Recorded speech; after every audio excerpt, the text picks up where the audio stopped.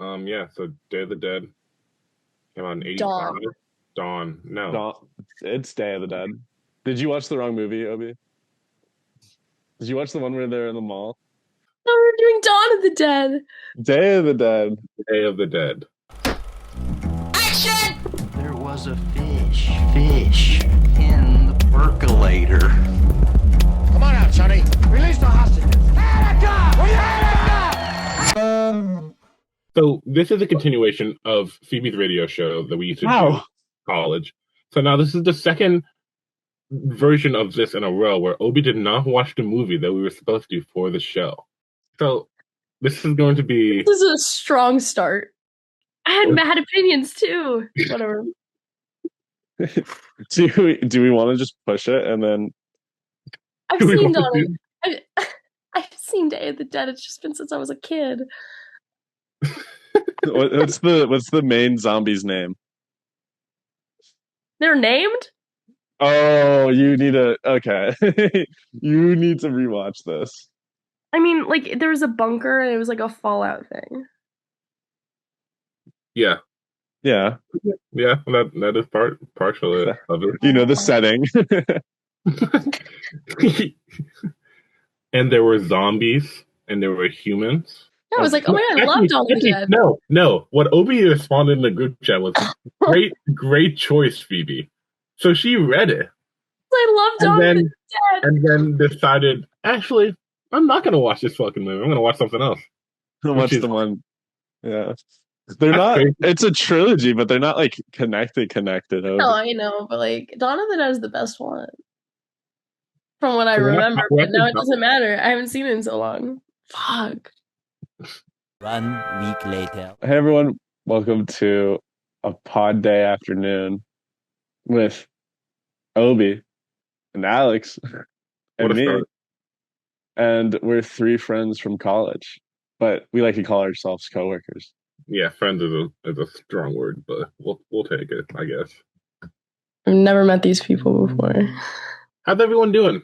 We're recording us at noon on a Friday. My day is so messed up. It's 10 a.m. 10 a.m. in Colorado because Obie got stuck in Colorado, ran out of gas. 3 people, 3 states. True. That is true. Uh-huh. So you mentioned before, Obie, what's going on with your car? I might have to trade it in, but that's only because I'm like super rich and I just like want a new ride. You know, I had to sell in my Ferrari, but you know, we're hoping for the Mercedes. Yeah, fingers crossed. I mean, honestly, I'm impressed you made it to Colorado. Yeah, looking me too. Gas is crazy. Clip of the state of the world. Gas is crazy. Gas is crazy. That's just what it says at the pump. It doesn't even have a number. It just goes. Holy shit, gas is crazy. Yeah, it's like this automated groaning noise that happens whenever you have to click a premium. Yeah, that makes sense. Yeah, I spent like almost $1,000 just like getting out here. That's well, I mean, you're rich, so you use premium gas, you know. So that's yeah, like I use premium. I don't even need to use premium. I just like it. I just like spending more money. How many times did you have to fill up? There's no way to know. There's no way to know. There's no way to know. They talked about hairspray in Fargo, about how it's killing the environment. It's sad. How are you liking Fargo? I'm so excited that you actually like watched it. I'm on season 3, episode 1 right now, and I'm kind of like struggling to start season 3 because I was just bored at that first episode of season 3. Season 3 is Stamps, right? Yeah. Who's the star of the Fargo show? It changes every season. Okay, because I know it was Lamorne. I don't know his last name, but he's from New Girl. Is in the latest season or one of the latest ones. The black. Oh yeah, he was in season 5 for a little bit. He wasn't even like the main character. That was John Hamm. He won an Emmy for that, though. I remember. Yeah, this like new season got Emmy recognition. I think the new season is like unbelievable. It's not even that new anymore, but like it was amazing. No, but the first one was the guy who George. Wait, not George. Why am I forgetting his name? The Martin Freeman. Yeah. Oh, okay. Yeah, first season Martin Freeman and Billy Bob Thornton. He's like the main bad guy. Shout out Billy Bob. And Oh my God. No one has ever been cooler or sexier, maybe ever. Okay, let's start with some play-by-play on the movie. I know you know this movie the best, so you can lead this.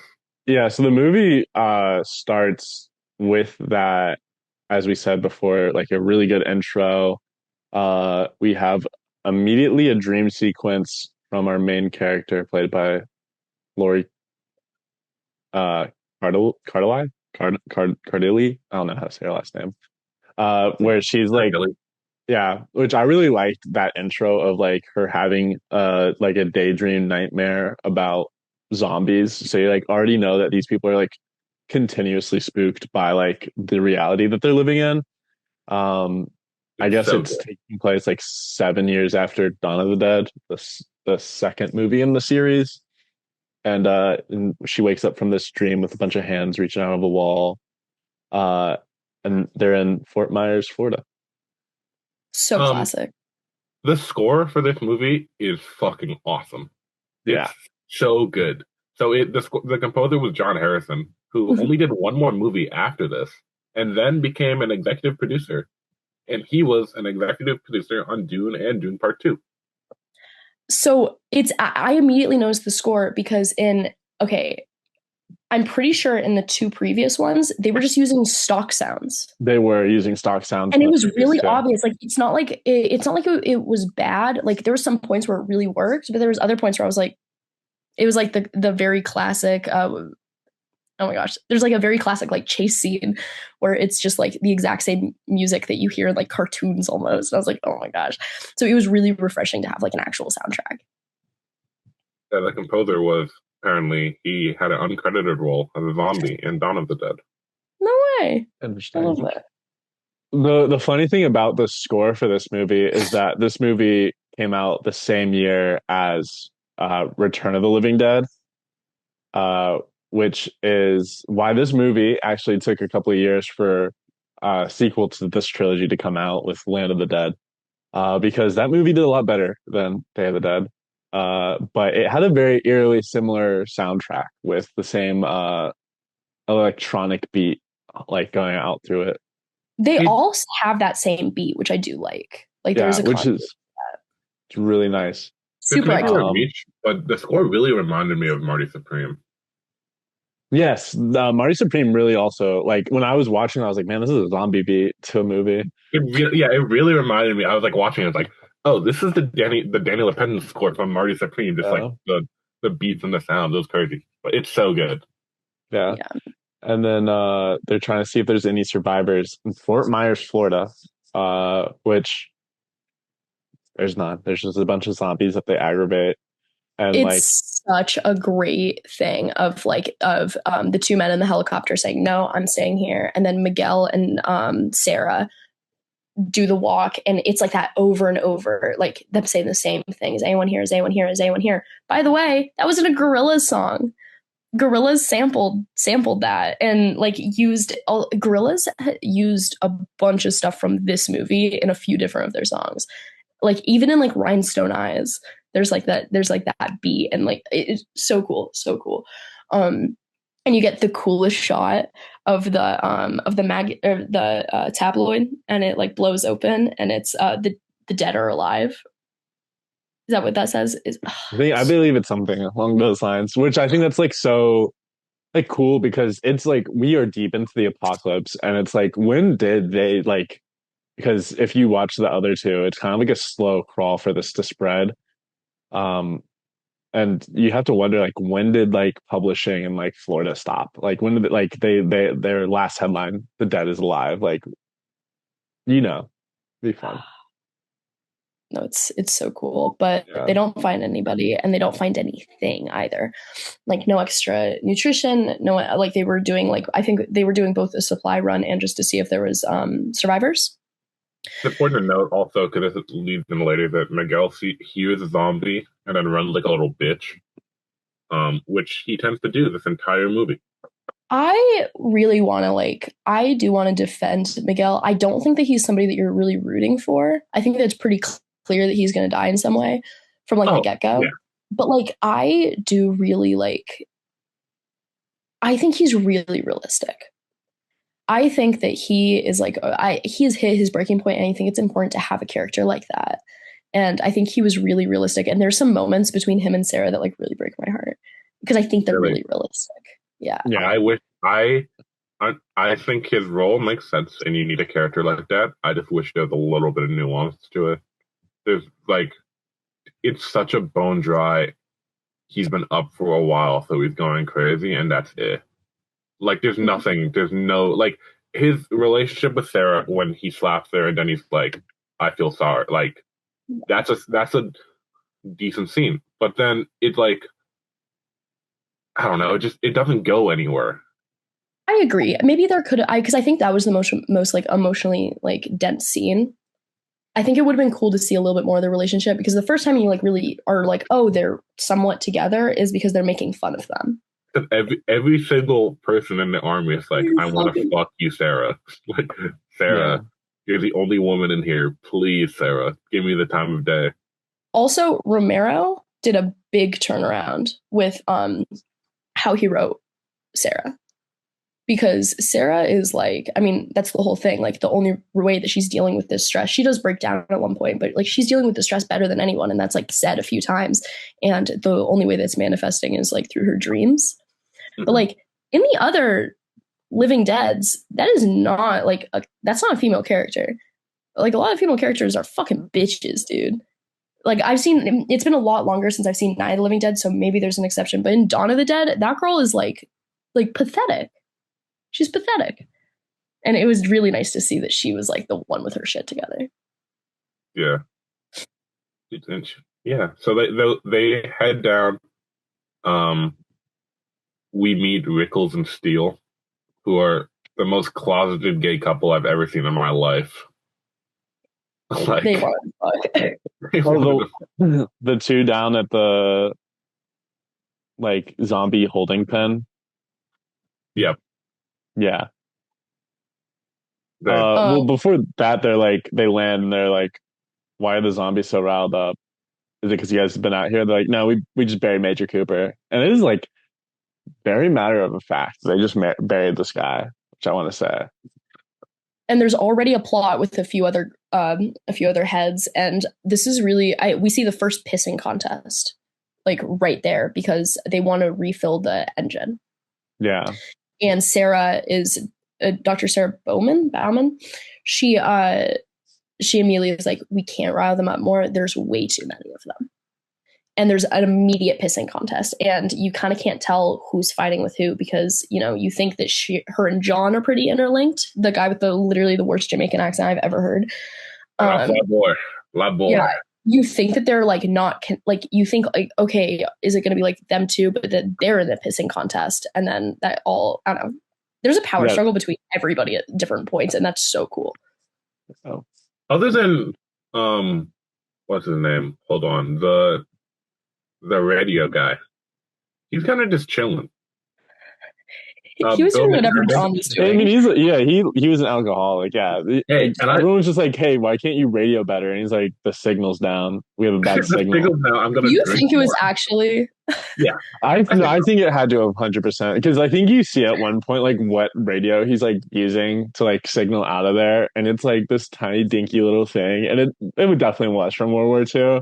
And you're like, okay, yeah, he has nothing better to do than drink, I guess, and be there. He's just like turning a dial. I was like, anyone can do that. He's like, no, I'm the audio engineer. They get into the bunker, and we start meeting the military guys, who basically, the whole setup that we start to learn is that this is an old bunker from one of the world wars. And at one point, at the very beginning of the zombie outbreak, the pandemic, or, you know, whatever it was, there was a team of scientists who were tasked to basically find a way to fix whatever's happening, whether that is stopping the virus itself, finding some sort of antidote, changing something, finding like immunity for us, like find something to make it work. And they made Captain Cooper, what was his Major title? Cooper. Major Cooper. Had Major Cooper and his team basically protect these scientists as like a way to, you know, find a way forward. And it said that there was only a few day turnover where they were like, let's get a group of scientists, let's put them in this bunker, and let's like put this military operation in. And the military operation at this point, it's been years, right? The military is just not buying it anymore. They don't think there's any progress happening. And all the scientists are working on different things because there's Frankenstein that will come up later, but like he's like the big goat. That's the nickname for, you know, the older doctor. And there's Dr. Sarah, and then there's Logan. And my question was, what is Logan trying to do? I think Logan was the assistant to Frankenstein. I was really happy. Like, I think he was doing, Okay. Dr. Logan is Frankenstein.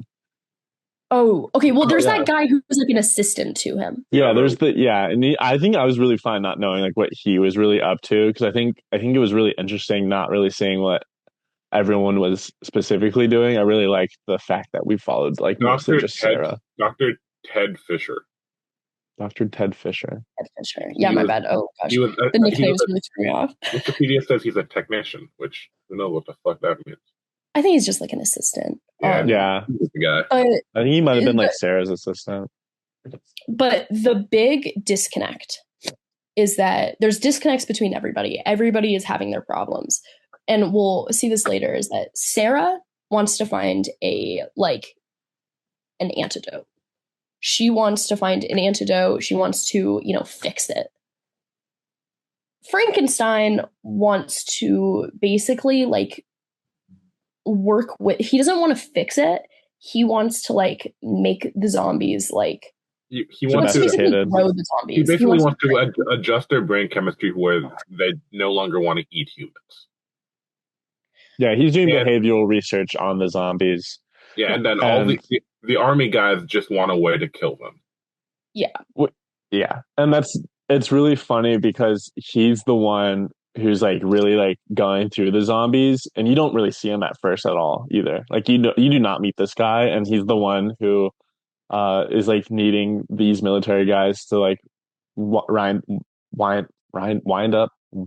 up these zombies into this like holding pen, that was like, I really like that, and the set building for that scene where they have to round up this zombie. It's very medieval. And I'm surprised that happens really fast. Before you really meet anybody, before you like see where their like living spaces is, they immediately go, all right, it's time to gather some zombies because they need specimens. Yeah, they get back and they're immediately about to like walk back to like their like homes, or I guess like wherever they live down in this mine. Their dorms. And then these two like middle-aged men, which is really Mr. funny. Tall and Mr. Small. Yeah. Are like, hey, Miguel, you have to come help us. And then clearly Miguel, we already know, cannot go help him. And so Sarah tags along and be like, I'll come with, like, if he's. And they don't let Sarah help. Yeah. Yeah, they're like, you're a woman. We'll take the guy who's about to fall asleep. And then, unsurprising to anyone, Miguel fucks up. Mm-hmm. And they want to like. It's so frustrating. They almost killed Miguel, yeah. It is so frustrating because that happens a few different times where Sarah's like, he needs to like chill out for a sec. And then they're like, no, fuck you. And then Miguel fucks up. And then they like want to kill him. Like, Miguel, what are you doing? What happened? Idiot. You dropped it again? No, I really liked, I thought the advocacy for Miguel was like really sweet from her. But then it does, like, you get so frustrated at these guys and their annoying laughs. I thought honestly, it got a little much for me. Yeah, especially at I think it's this next scene is the big group meeting, where we get Captain Rhodes but the rest of the army guys, dude, it's a little much. Like they're hammering it up a little too much. It's like, I'm good, man. I'm good. I wonder if like. I don't know. I kind of feel like that kind of like it's like almost like a mob. It's like almost a mob. Like there's not enough people, And I feel like if there was, like, that would be like they are just hammering at each other. And I wonder, I feel like that could be realistic though. Like, I don't know. They get so but they're also not really like that. Like, that is against their true nature, which I really liked that was like added in, because Rhodes is like crazy, and like Sarah like gets up at one point, and he does this a lot, which I think is really cool, where he never until later on, he's never the one to like try to kill somebody. He always tells one of his men to kill somebody. Yeah. And Sarah stands up and he's like, sit down or my man like will shoot you. And Steele, yeah. And Steele literally, like, he's like joking around. He's like, and he goes, boom, like, killed ya. And then Rhodes like loses his mind. He's like, no, like, kill her. Yeah. So Sarah, he like starts counting down like 5, 4, 3, 2, and then Sarah sits down. And then this is like maybe there's a couple really bad lines and deliveries. This one might be my least favorite. Frankenstein walks in, and Captain Rhodes goes, "You were supposed to be here at 7 sharp, mister," in the most non-threatening way I've ever heard. "You were supposed to be here at 7, mister." It's like, come on. It's like so bad. Terrible. I have a couple more written down that are absolutely abysmal. Those two are in a pissing contest the entire time. And it's cool. Like, Rhodes like is like, he's trying so hard to not be a little bitch around Frankenstein, but like Frankenstein obviously intimidates the fuck out of him. He's pretty good. And we also learn that he's experimenting literally on like their corpses, and none of them know it, except Sarah just found out, I believe. And then she's like, obviously has to keep that a secret, because as we see, the tensions in the base are already so bad that like if they find that out, like it will set them all off. Mm-hmm. Yeah, like when Sarah is looking down and we're seeing about like what Logan's doing, he's trying to condition these specimens, and it immediately like doesn't look like it's going well. And she is so against this. She is putting her foot down. She's like, this is ridiculous. This is a waste of time. This is like not what we should be doing. Like, you're trying to figure out like the core of like what is happening, even though we already know what's happening. We need to like find why and then address it. And she just does not agree with him at all. But the numbers are almost half and half. At one point, one of the military guys dies, and they literally have half and half of like the people who are non-military and the military. Well, and the other guy dies later because Miguel fucks up, right? Yeah. And then they literally have this thing where it's like, literally, we are even now. I think we did skip the introduction to maybe the ghost Bub, the friendly cod zombie. Who Bub was a little bit later, I thought. I thought it was earlier that they first show him. I think at first they're just like in the, I mean, it doesn't really matter, but like at first they're just in the lab, and there's the man's there's just like the isolated brain with like the brain stem, and it's basically Frankenstein like explaining this like pseudoscience. Oh yeah. So, and then Rhodes is like, yo, martial law. Everyone got to lock in. And then and then we get this is actually my favorite scene in the movie. When Sarah goes out to meet Flyboy and other guy in the RV system. And dude, Flyboy has an incredible monologue here. If you can get past how bad the accent is and how like in and out it is, like just the idea of like, yo, maybe zombies are here because we were messing up and God wants to show us what's up, is like such a sick concept. Like this is where I was like, okay, maybe I'm in. He has some like he's the most grounded character. Oh yeah, for sure. He's the most grounded character, and he's like just accepting it, and like him and the radio guy like they're pretty smooth sailing, because they're like, we can't actually control anything. And he's kind of not upset Sarah, but he's trying to get Sarah like to understand it doesn't matter what you do. Mm-hmm. Like none of what you're doing matters. Everything's in vain. All that matters is time. And instead of trying to like, ruin your life, just like trying to do stuff that's not going to matter, You should be relaxing and spending time with people and just like being a human, because once you're you're losing your humanity basically. And I think that was like, and then that's when he says, he's like, we should just be on an island, like being in the sun. Yeah, and maybe we fuck. Who knows? But like that's maybe we have babies. But I love but that. It's the 80s and you're white and I'm black. So yeah. Romero's not going to do like, that. So like we're barely going to touch, but we could hypothetically. And our tension is like so strong. Through the roof. Well, no one has mentioned yet that she is sleeping with Miguel, allegedly. Yeah, how did he pull that? I don't know. He's attractive. I also want to point out he had a little bit of a very like gay accent. I really want to know, like, I looked him up. There's not much on this guy like who plays Miguel, who like went method for like one role ever and then like hasn't been in anything else ever. Weirdly enough, a lot of this cast didn't do anything after like that major. Or like in terms of movies, at least I know like a lot of them were actually like theater actors, and so I was like, yeah, maybe maybe he was like big somewhere in like terms of being a theatrical actor. Can you go? He actually died last year. Oh no! Oh, that's no case. This was also a box office like flop. Yeah, like it wasn't the worst. Like it didn't do well, so this could have been a career ruiner. Which is kind of well, because the cinematographer doesn't do anything after this either. Really, he directs one movie, and then he's done. From what I understand, this was like this became more popular when it went to DVD in the late '90s. Like, yeah, Letterboxd. This is like the definition of a cult classic. Letterboxd. It has a 3.8. Yeah, where it's people who've seen it definitely just like it. That's very high for my liking, but like people just like this movie a lot. That's crazy. Yeah. I did think Miguel was gay when we saw him on the helicopter, and they started making comments about them fucking. I was like, oh, okay. I like their dynamic a lot.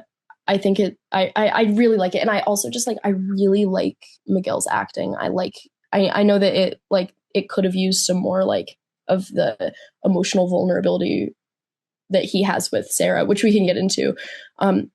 They're in their room, and it looks like they're sharing Sarah's room. And which, I mean, they're fucking, and he's kind of like losing his mind, and she's like, let me just give you a sedative so you can like chill the fuck out. He does not want it. He does not want to get drugged. He's really upset. And she's like, you're going to hurt yourself or you're going to hurt somebody else. Like, you're a danger to yourself. You need the sedative. And he's like, no, I don't want that. And like, it's a little funny. He smacks that bitch, but then he like does it like 3 more times. And she barely reacts to any of them. It's like slap, slap, slap. And she like it just like it's crazy. Like I thought she was gonna be like, your hands are soft. Like you're a bitch. And he like collapses into her, and it's like this really like emotional moment. And then she's holding the sedative and she's like hugging him, and then she smacks him. And he just like collapses on the bed and he's just like crying. It's like, oh my God. It's so fucking sad. She's really looking out for him though. He's definitely like, that's like what it's just that relationship added so much to the movie, is like that there is this like, we don't even get to like see them at a state where they're like, I guess, I don't know, like they are having like sex with each other, but like, are they ever in love? Or is it just like let's like a little bit of like a coworker hookup thing? But it's like maternal. It was okay. I'll take like it kind of felt a little maternal. Like she was like taking care of him. Yeah. My other thing I really liked in the world building aspect is again in one of those dialogues where they're like, we're even now, where it's like, yeah, you guys started out with less, but we've lost 5 guys. Like the military, they lost 5 guys that had died. And apparently there was another scientist who also had died. That's like, we've lost 5, you lost 1. And it's like, what? Like, it's like, there's so much has already happened here. And it's so like, it works really well every time they're like, they just drop some random fact. And they're like, yeah, this is like how it is. I really enjoyed that. Do we want to get to Bub? Bub. Shout out. Yeah, he's reading Um, Salem's Lot by Stephen King. I want to do like all of Bub right now. Mm-hmm. Okay. Look, the fact that there's a zombie there with a gun, that's just fucking awesome. Like, Oh yeah, there's nothing better than that. To be honest, that was I so think sick. one of my favorite lines was apparently he was a military man, and Frankenstein's trying to get like Captain Rhodes like salute him, and Rhodes is like so mad at this. Like he does not like respect zombies at all. Like in any circumstance, he's like, "There's a bag of flesh that has somehow made its way to be able to stand. Like I'm not saluting that," which I thought was so like, And then Bub looks so offended. yeah. I really liked seeing how every character felt about zombies. I really thought that was interesting. And it made it such like oh my gosh, the ending was so sweet. Mind you, the biggest issue with any horror movie is the third act. It's always pretty bad. Romero knows how to write a third act. Like it is so good. Yeah. Every movie has the ending is so good. But Third when act was the Rhodes, best part of the movie. what? Third act was the best part of the movie. Like for this movie. Yeah. And when Rhodes dies, Bub like salutes him. Oh, it's so good. Good. It's so such good. a fuck you. Also, favorite line in the movie when Rhodes, this is at the very end, sorry, but yeah, like it's okay. when Rhodes is getting his like intestines ate and he goes choke on him. It's so Oh, my favorite part was when there's like another military guy who like I guess we've seen him before. Probably one of the all like everyone. I wrote this down. I was like, this guy spawned in. Like who? I wrote down. They tore Homeboy with no name. The fuck up. Yeah, because we saw the parkour and then got cooked. Yeah, we got a scene of all of them dying. Mm-hmm. Every one of them, like their own little like. The net. That's how they knew their practical effects were sick. It was just like we got to kill every one of them individually so we can show off how good we are at this shit. They really did like take it so well that they had complete creative control and then also an unrated like rating to like release it into theaters because like man they used that so well. Oh, honestly, okay, great. Like, Evil Dead has Alex. I think Evil Dead would be like your worst nightmare. Like, oh, you would hate it. It's everything you hate in horror. But like, Evil Dead has some of the like finest kills. It has some of the craziest kills. Like literally all of them. I love every single Evil Dead that's ever been made. This one might like this compares to modern Evil Dead movies. Like with some of those kills, like when the head gets cut off and like the breathing like constricts the neck. Like I thought even like the shovel decapitation was so cool. Yeah. All of the special effects, like the way that they were like it was so impressive. Like it like some of that gore is like truly like on par with like the best gore in horror. Yeah. I remember like Tom Savini said like we like didn't have the budget to make things look good in Dawn of the Dead, and so he was like, "We're just gonna like do every kill again that was like that we couldn't do or like we wanted to do in this movie," and it was like it worked so well. Like it really like there's a reason this movie spawned a lot of people in hair and makeup's careers because like they killed it with this movie. Mm-hmm.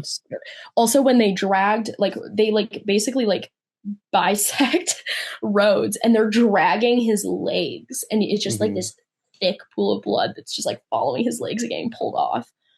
I read that what was like his entrails was like actual rotting like meat because it like went bad and so awesome. him and all the zombie actors like had to like just like sit through that like the worst smell on earth like while they filmed that like long scene. It's so impressive actually. Even like I wonder what they were using because it's such a contrast between Dawn of the Dead and Day of the Dead. Like, okay, the one kill in Dawn of the Dead that I really, really wish they were able to redo with like better effects was one of the zombies is like trying to go to, zombie things and gets like sliced through with the helicopter blades. But it looks so bad. It's like pink blood. It just looks so bad. I wish they were able to redo that because that was such a good kill. And I know that Romero wanted to use that kill again at the end of Dawn of the Dead, but wasn't able to. or like changed his mind and like made the ending different. So I kind of thought it would come back again in Day of the Dead, but it didn't. You know the jump scare in this movie that actually got me more than anything? Like, and none of it was like actually that scary. The one that like made me jump the most was oddly when Rhodes grabbed Sarah when they were like looking at what he was feeding Bub. Well, Frankenstein was feeding that Bub, got me too. and then Rhodes grabbed Sarah in the viewing room. I was like, fuck. I don't know why. I don't know why that was like that made me jump. The rest of it, not that much. But so we find out that like we know this, but military as a reward, Frankenstein is feeding Bub, the former military guards. Captain Rhodes is not a fan of this. And no one's a Sarah. Fan of that. No one's a fan of that. No one's a fan of this. That's Sarah so knew he was like experimenting on their corpses, but she did not know that he was feeding them to Bub quite yet. Yeah. Because I think earlier he tried to explain he like was feeding them some like ground beef that they like had been stored with that had gone bad like immediately when they got there. And at this point, everyone's like, okay, this guy's like actually nutty. Even post that like what was his audio recording where he's like talking to his mom. I thought that was really funny. It was like, okay, this guy is like way more nuts than we thought he was. And it's really quite sad actually, because like when you see how Bubba is like acting and like not being agitated and like really being very like normal person like, and he's like shaving his head and he's like reading a book and he's on the phone and he's like holding a gun. Also when he holds the gun and he like shoots Rhodes even though there's no bullets in it, super powerful, and it foreshadows everything. But literally Sarah's like, that's actually incredible. Like it is objectively very cool what Frankenstein is doing. It is revolutionary. The problem is it takes too much time. You can't do that with every zombie. Like it's not feasible. And it is kind of, but it is so cool. And then the fact that he's feeding people to him is just another level of like, okay, you did a cool thing, but like, what the we fuck? Can't do this. We can't do that. Yeah. You can't do that. Because like it doesn't matter. It's all in vain. Yeah. It's the closest they had gotten to a solution to like what to do. And then like all of a sudden it's, oh, we actually can't do this. You're feeding it people. That's why it wasn't eating us, because you were satisfying its thirst for flesh. So yeah, it's like it all falls. Rhodes finds out, blows them away, which some really corny dialogue is like, Frankenstein says, "You must listen." Rhodes responds, "Listen to this," and then blows them away with an AK. It was trying so hard to be the say hello to my little friend. I really enjoyed the like I'll cut you in half line. They kept saying that I'll cut you in half with like I'll shoot you in half. And I was like, okay, yeah. I really thought he would like fall in like two pieces because they said it so many times. It's like, okay, maybe he'll fall in half, and he didn't. That's sad. But you know who's also sad about Frankenstein dying? Bub. So we haven't talked about Miguel getting his arm chopped off. Yeah. Which I believe that's the first time ever in a movie that they used the amputation of a limb to like stop the prevention of a virus. Really? Yeah, I think it's like the first time they really did that. 1985 was a very pivotal year for zombie movies with two movies coming out being Return of the Living Dead and then Day of the Dead. I think like a lot of zombie culture was set that year in motion. Yeah, but it was sick, and then they cauterized it with the flame, which I thought was just like so dope. Yeah, she's so cool. She's so really cool. Is. She's so cool. No, she acts really fast. Yeah, like crazy fast reaction time, which makes sense. She is a scientist. She's been dealing with this shit. And it does solidify the big theme of not just the movie, but all of the Living Dead movies, that everything you're going to do is in vain, because she spends this time trying to protect him, literally getting in front of the fucking gun, being like, no, I did it in time, trying to save him. And then he literally is the reason that they're all going to die. Yeah. He's just immediately is like, I'm going to kill myself. Like, why is that how you choose to kill yourself? In what world is turning yourself into a zombie the way to go?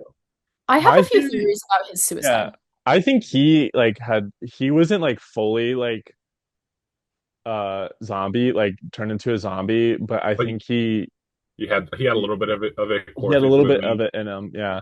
My favorite part of this movie is that we have some understanding that they can turn into zombies from getting bit, but not a single person does. Every single person chooses to either have someone kill them or kills themselves before it can happen. We never see it happen, which I thought was really cool. I don't think he would have become a zombie in any way. I don't think he had anything in him. I think that he was completely saved. I think that Sarah extended his life, but he was already crazy. Like, and Yeah. it's not even just crazy, like he's so like he's out of hope. And he hates the military. He hates all the scientists. And the only thing that was like really keeping him going was Sarah. And even though she saved his life, I don't think he didn't want to be saved. And after the injection, it was over with them, and it was really tense with them. And his suicide, he was like, all right, like fuck it, like nothing's gonna be more painful. Like I don't care about that. It was a final fuck you to everybody.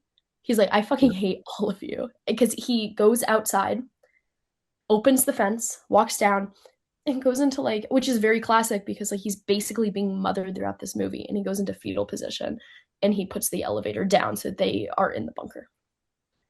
Some And then, truly evil shit. but it's also just so sad. It's like he's so hopeless. Yeah. Ugh. So the zombies all get in. Everyone is left to their own devices, pretty much. Um,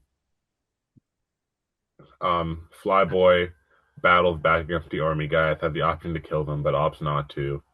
He is just so cool. He's just so cool. It's He's so unbelievable. He's dual wielding pistols and it's just killing zombies. And it's like ultimately a black zombie killer. I'm in. Like it doesn't take much more than that. one of the protagonists in Dawn of the Dead. I can't remember his name, but he's like kind of the same character, only without a Jamaican accent. Ooh, That's so like, And better. he's yeah, like he's the most level-headed one. He's the coolest one. He's the sexiest one, and he is just like wielding guns, just like hey, like this is what we're doing now. And I like seeing I think it's refreshing, especially for like at that time, seeing like the black character being like the most reasonable besides Sarah in this one. Yeah. yeah.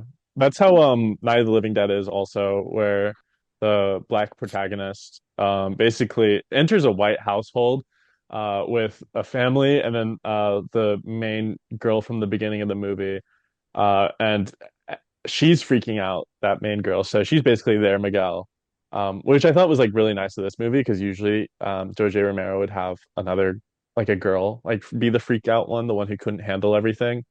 And we get that flipped on its head in this movie. But he basically like took control of that house and was like, we're gonna make it through this, like whatever's happening, like because it's the first, like it's literally the night the living dead came to life. But my that was a spoiler alert for that movie, is like one of the greatest like twists is that they get killed because the people coming to kill all the zombies accidentally shoot into their house and kill them. Mm. And it's really, really well done. It's a really amazing movie. Which I think a lot of people don't give it credit because it's royalty free. Like you can just like watch it anywhere. But I yeah. I really like Romero woke. Romero Hmm. woke. So He the like, movie they're just killing zombies. They're moving. hmm Oh my god. They go ahead, Obi. No, sorry, these movies are just so like society. Like yeah. Yeah. all of So it. Because he like his like version of like being like racism is bad is just being like, look at how like terrible racism is. Like there's literally zombies at their door and they're still being racist to each other. And it's like, yeah, like that's like, it's so like it really was the start of like, look how terrible you guys all are, like cinema, which is, I was like, that's kind of why I enjoy it, because it felt very modern for like such an old movie. It's like, you guys all suck. And like Dawn of the Dead is literally like about like I mean they're all about personal dynamics, like what we do to each other, what we owe to each other. But then like the Dawn of the Dead is like literally just like in a mall, and it's like zombies are like us as consumers. Stay woke, bro. Like it's so like fuck society. It's so funny. It's so funny, but it's like topical. Romero came out about how much he hated late stage capitalism and all of these. Yeah, well, my favorite thing about Dawn, which was that they had to explain what a mall was because it was such a new thing when that movie came out. They're like, yeah, this is a mall. This is like a shopping center. And so he's like George A. Romero, very like on beat with everything. He's just like, yeah, that's what sucks. And there was actually a shout out to that in Day of the Dead where they're talking about like there's no more shopping malls. Malls, yeah, I thought that was There's no really cool. malls. It's like we know why. It's because of biker gangs. Biker There's a gangs, yeah, biker gang sequence yeah, in Dog. Alex. It gets a little Mad Maxy and Dawn of the Dead. It's really interesting. That would actually be a really great movie to review What, at some point. Dawn or Mad No, Max? Mad Max, Mad Max. Fury Road or the first one? the first one, or Yeah. Fury Road. Fury Road's also really great. Fury Road is incredible. I love that movie. But how is after this discussion, how do you guys all think of this movie? Just like final opinions. Can we talk about the Can we talk about like the ending scene really quick? Yeah. Oh, when they're on the beach? Yeah. So they it's her, John, and Radio Guy, and I can't remember his name. Radio guy. And they steal the helicopter, and it's her waking up on a beach, and then she's just marking off the day. And it kind of felt like did you guys feel like it was kind of a dream sequence? Like it kind of felt like a dream sequence at first. It kind of did because like we opened with a dream sequence of the calendar, but I think it was real. My favorite, I think it was real because they did the dream sequence right before it. yeah. Of like a pretty decent helicopter zombie scare. Yeah, I don't think it was a dream sequence, but I think it was very intentional to make it kind of like very surrealist. Yeah. I thought it was really funny that they're like finally on a beach and it's like a very cloudy day when they're on that beach. I feel like you're like looking at it, it's so cloudy. They're on this It's beach. November. It's November. The beach is like so cloudy, and you're like, man, that sucks. Like you finally get out of this like cave, like military bunker, and you're like, oh, it's a cloudy day in November on an island. And they're gonna die. They're gonna die probably. It's not very hopeful. Like No. They just get out of like one situation, and at least they're like free of like I don't know, free of that life. That's like their only freedom. They're not free of like the zombies or anything. They're just free of being subject to martial law, I guess. who's she procreating with first? Fly boy. Immediately. Do you think that had she gotten pregnant while in the base, that Dr. Frankenstein would have been able to properly performed a pregnancy? It would be so not good. Like it's so No, not like you cannot give birth in that place. No, that's not the That environment. place could not raise a baby. That place could not raise a baby. No shot. I'm okay. I am so glad that none of that ended in a rape. Like the way they were talking to Sarah and like the way they were like interacting with her throughout that whole thing, I was like, ugh. Yeah. Like Miguel was gonna fucking help. No, yeah. It did give me like a decent amount of like a little like unease when Yeah. she's falling asleep in a room and Miguel and like I was like and she goes out to get pills and they're wrestling and I was like, oh fuck, are they gonna like Especially after the other like the lab assistant is like, you need like watch your back. Like you need to be like extra like I was like, oh like I'm so glad he did not go there. Cause like for such a movie that shows like the like terrible things of humanity, I'm really glad they just didn't have to throw that in. I honestly I think it could have like having rape in movies, it's a really fine line when it's like, oh, this is like needed or this is just like not needed.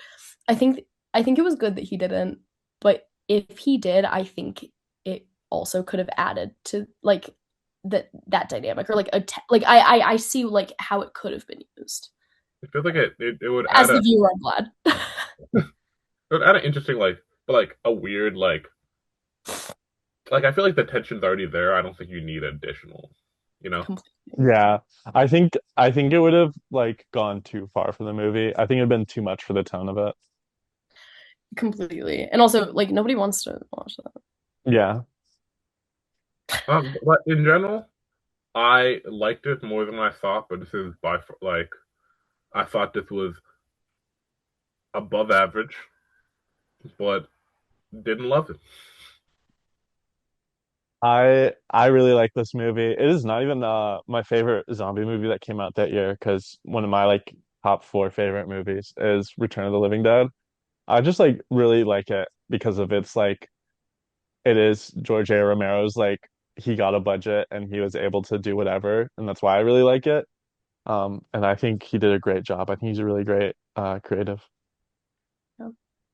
I like it. I think that it might be my least favorite of the Living Deads. To be fair, I haven't seen Land in a long time, and I haven't seen Night of the Living Dead since like high school. But like, I don't know. I appreciate it. I'm also just like when it comes to like I don't know like the horror movie like zombies. I'm just like not a fan of the Romero zombie.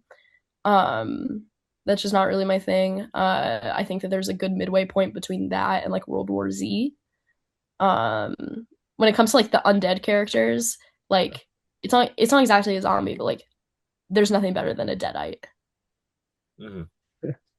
I Okay. love deadites. More possession, yeah. To wrap this up, I prepared a keep three, cut five for both of you of zombie movies.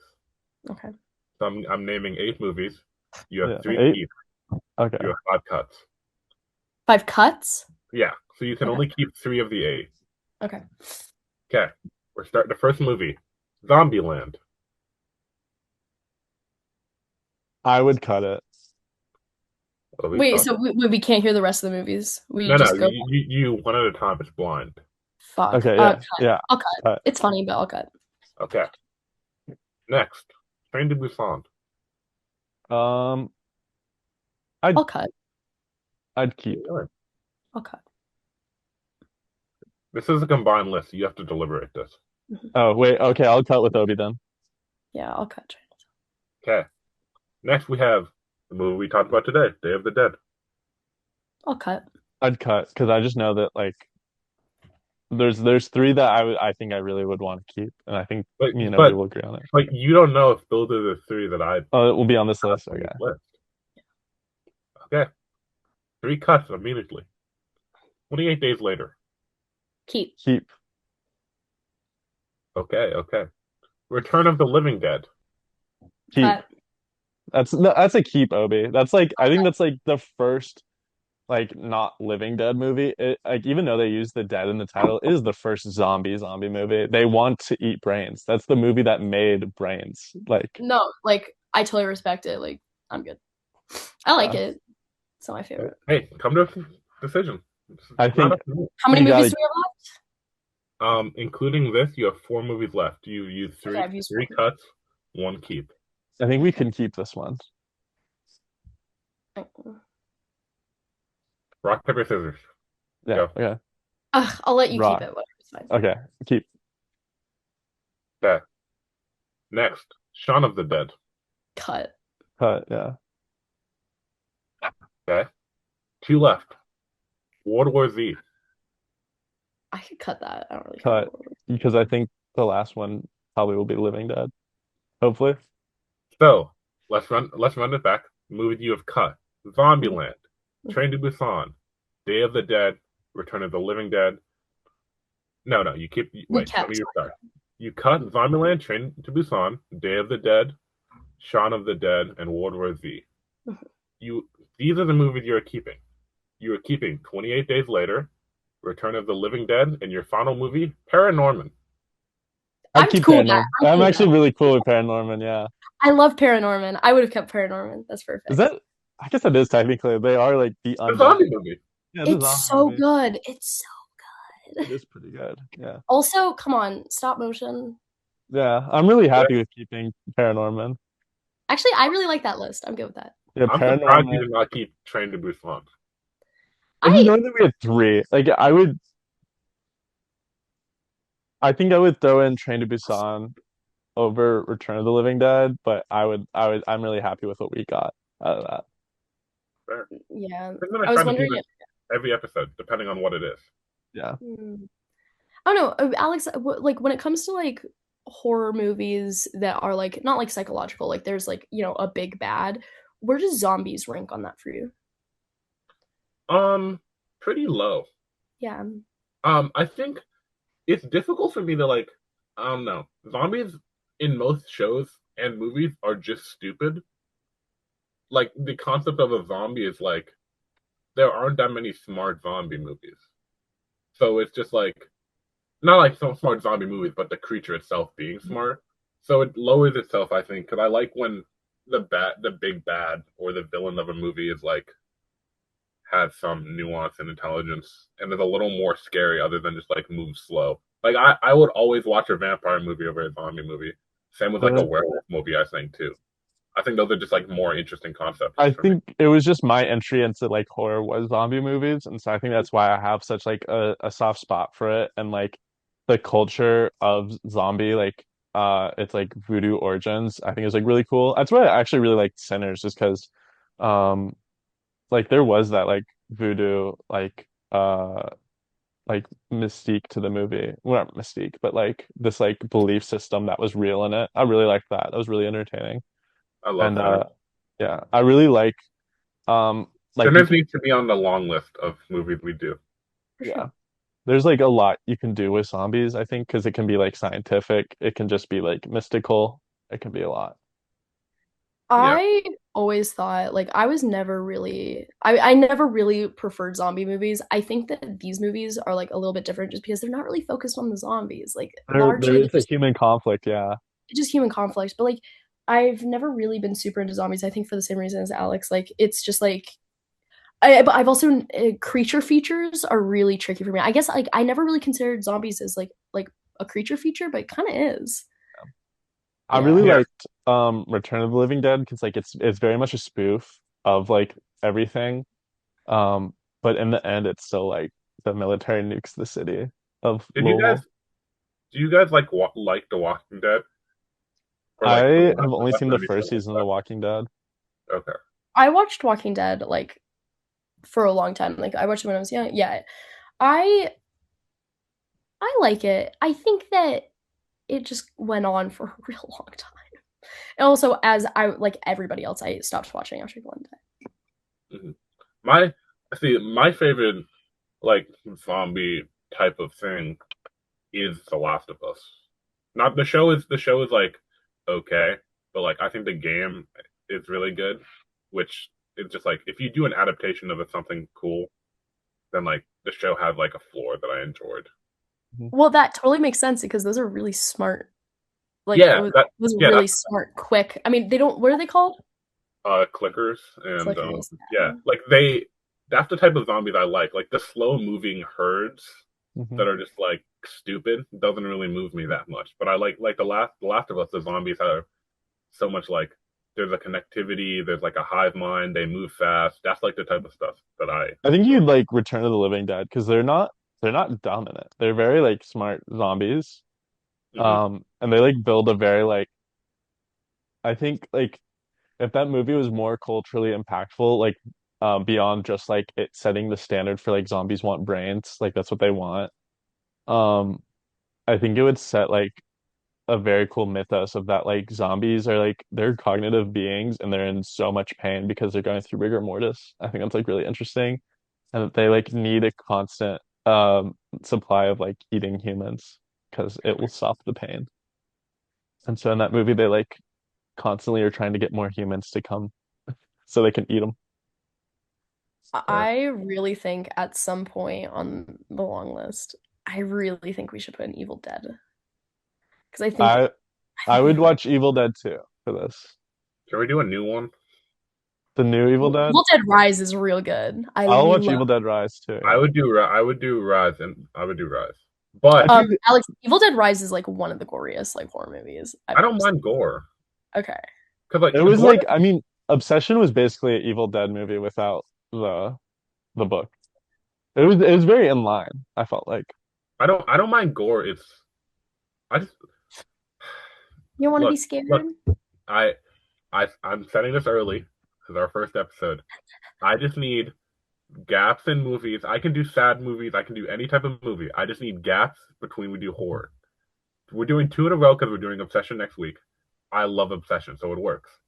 But I need a break. I can't do a horror movie every week. I refuse. I'll quit.